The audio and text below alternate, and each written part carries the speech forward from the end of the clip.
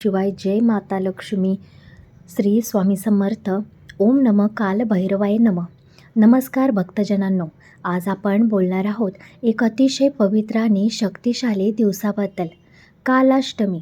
यावर्षी कालाष्टमी येत आहे 13 ऑक्टोबरला आणि या दिवशी केल्या जाणाऱ्या 10 अशा प्रभावशाली सेवा जे तुमचं अख्खं आयुष्य बदलू शकतात. घरातील नकारात्मक ऊर्जा असेल, तुमच्या जीवनामध्ये कोणाची भीती असेल, अडथळे असतील, दरिद्रता असेल किंवा कितीही वाईट तुम्हाला नजर लागलेली असू द्यात, सगळ्यांचं जे निवारण होणार आहे ते याच दिवशी कालभैरव करणार आहेत. कालाष्टमी हा दिवस भगवान कालभैरव यांचा आहे. शिवाचा एक अत्यंत उग्र पण आपलं रक्षण करणारं हे रूप आहे. असं म्हटलं जातं की जिथे भीती असते तिथे भैरव नसतात आणि जिथे भैरव असतात तिथे भीतीला थारा नसतो, तिथे भीती टिकतसुद्धा नाही. म्हणूनच हा दिवस म्हणजे नकारात्मक शक्तींवर विजय मिळवण्याचा दिवस आहे. 13 ऑक्टोबरची रात्र ही अतिशय शुभरात्र असणार आहे. या रात्री केली जाणारी साधना असेल, पूजा असेल, ही 100% आपल्याला फळ देणार आहे. या दिवशी तुम्ही जी कालभैरव यांच्यासाठी जी सेवा करणार आहात ती 100 पटीनं आपल्याला फळ देणार आहे. म्हणूनच आज आपण जाणून घेणार आहोत की या रात्री तुम्हाला असे कोणते सेवा आहेत ज्या करायला भेटणार आहेत किंवा त्या केल्यामुळे तुमचं जीवन अगदी बदलून जाणार आहे. तुमच्या जीवनातील नकारात्मकतेपासून तुमची मुक्ती मिळून तुमच्या जीवनामध्ये सगळ्या काही चांगल्या गोष्टी घडणार आहेत. तुमच्यावरती जर कोणी अन्याय केला असेल तर त्याचंसुद्धा निवारण या दिवशी होणार आहे.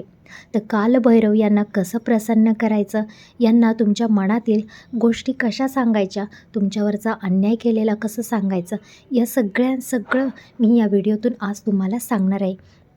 मित्रांनो, व्हिडिओ शेवटपर्यंत बघा आणि त्या पद्धतीने तुम्ही एक जरी सेवा या दिवशी केली तरी त्याचा तुम्हाला अगदी दुपटी तिपटीने लाभ होणार आहे. मित्रांनो, या दिवशी सायंकाळी 8 मुखी दिवा जो आहे तो तुम्हाला तिळाच्या तेलाचा वापरायचा आहे आणि हा दिवा जो आहे तो कालभैरव यांच्या नावाने तुम्हाला लावायचा आहे. तो तुमच्या घरामध्ये पूर्वेला तुम्हाला लावायचा आहे. कालभैरवाय नमः हा दिवा जरी तुमच्या मंदिरामध्ये जरी लावला त्यांच्या नावाने तरी चालू शकतो. मंदिराच्या समोर एक डिश घ्या, त्या डिशमध्ये हा दिवा जो आहे तो तुम्हाला लावायचा आहे आणि 108 वेळा या दिव्याला तुम्हाला नमस्कार करून कालभैरवाय नमः या मंत्राचा तुम्हाला जप करायचा आहे. याने तुमच्या घरातील अंधकार, भीती, वाईट शक्ती ही जळून जी आहे ती खाक होणार आहे. दुसरी अशी सेवा आहे म्हणजे कालभैरव बेलपत्र अर्पण सेवा. शिवलिंगावर किंवा भैरव मूर्तीवर 8 बेलपत्र अर्पण करा. प्रत्येक बेलपत्रावर आपल्या एका भीतीचं नाव मनात म्हणा आणि ती भीती भैरवांना समर्पित करा, ज्याने ती भीती नष्ट होणार आहे. मित्रांनो, तिसरी सेवा म्हणजे भैरवांच्या कुत्र्यांना अन्नदान सेवा. कालभैरवाचं वाहन जे आहे ते म्हणजे काळ्या कलरचं कुत्रं आणि या दिवशी काळ्या कुत्र्याला तुम्हाला दूध, भाकरी किंवा दुधात बुडवलेली पोळी तुम्हाला द्यायची आहे. त्यामुळे कालभैरव आहे ते प्रसन्न होतात आणि आपलं आयुष्य जे आहे ते सुरक्षित करत असतात. मित्रांनो, चौथी सेवा आहे म्हणजे घंटानाद सेवा. घराच्या मुख्य दरवाजाजवळ सकाळी आणि संध्याकाळी तुम्हाला घंटा वाजवायची आहे. याने काय होतं की घरातील नकारात्मक शक्ती आहे ती घर सोडून घराच्या बाहेर निघून जात असते. त्यामुळे सकाळी आणि संध्याकाळी तुम्हाला उंबऱ्याच्या बाहेर जाऊन तुम्हाला ही घंटा, आपल्या मंदिरातली जी घंटा आहे ती घराच्या बाहेर जाऊन वाजवायची आहे. मित्रांनो, पाचवी सेवा म्हणजे गोमूत्र शुद्धी सेवा. कालाष्टमीच्या दिवशी थोडं गोमूत्र आणि थोडं गंगाजळ मिसळून घरामध्ये तुम्हाला एका फुलाने ते शिंपडायचं आहे. लक्षात घ्या, हे जे गोमूत्र आहे ते घरामध्ये अगदी कोपऱ्यामध्ये तुम्हाला शिंपडायचं आहे, जेणेकरून घरातील जी नकारात्मक शक्ती आहे ती निघून जावी. ही साधी, सोपी पण अत्यंत प्रभावशाली अशी सेवा आहे.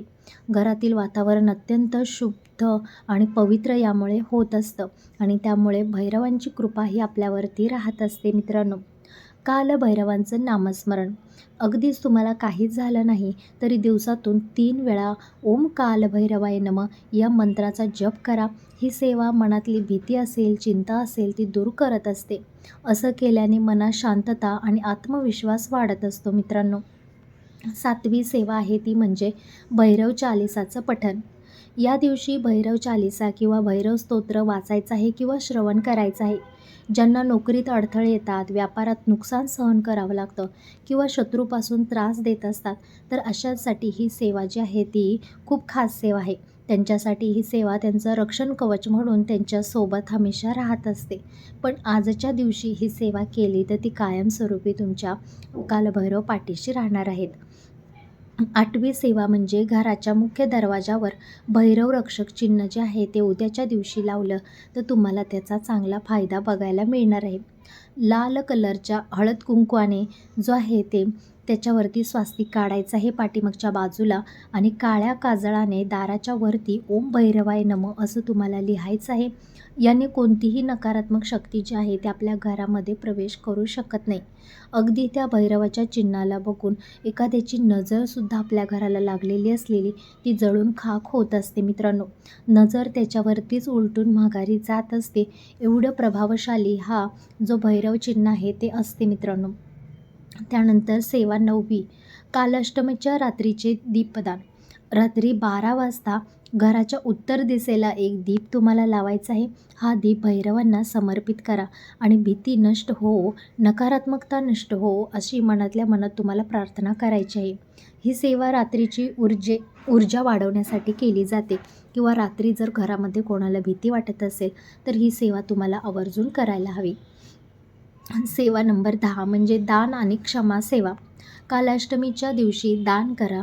मग वस्त्र असेल, अन्नदान असेल, दिवादान असेल म्हणजे दीपदान असेल, मंदिरामध्ये एखादा दिवा दान करा किंवा कालभैरवाच्या मंदिरामध्ये जाऊन तुम्हाला दिवा दान करायचं आहे. आणि महत्त्वाचं म्हणजे ज्या लोकांवर आपण राग धरला आहे त्यांना माफ करायला शिका मित्रांनो. ही सेवा आत्मशुद्धीची आहे आणि हाच भैरवांचा खरा आशीर्वाद आहे.